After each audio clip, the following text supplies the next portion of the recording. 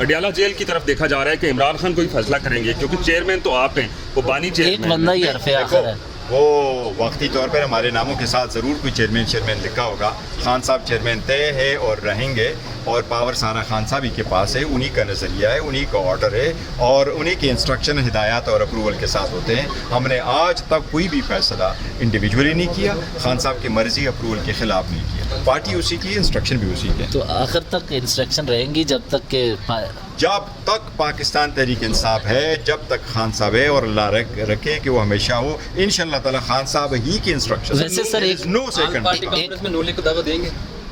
ایک سوال آ رہا ہے ذہن میں، انٹر پارٹی الیکشن ایکسیپٹ ہو جاتا ہے، آپ مکمل مستقل چیئرمین بن جاتے ہیں، پھر بھی اختیار ہر وقت پہلے بھی تھا. دیکھو میں اس وقت تک ہوں جب تک خان صاحب کہہ رہے ہیں، اور میں نے کہا تھا اس وقت تک کنٹینیو کروں گا خان صاحب کے نمائندے کی حیثیت سے جب تک وہ باہر ہیں. ان کا تعلق ہے، میں تو بڑی معذرت کے ساتھ کہوں گا یہ ایک بات کہ ایون ڈیفنس منسٹر نے جس وقت ٹیک اوور کر لیا تھا، بات کی تھی اس نے پی ٹی آئی پہ ہی تنقید کی، ہر بات پہ کی، ہر گروپ پہ کی اس کی، پی ٹی آئی کے سوشل میڈیا کو، پی ٹی آئی کی لیڈرشپ کو، پی ٹی آئی کے سارے لوگوں کو. اگر اس نے بات نہیں کی تو انڈیا کی بات نہیں کی، اس نے را کی بات نہیں کی، اس نے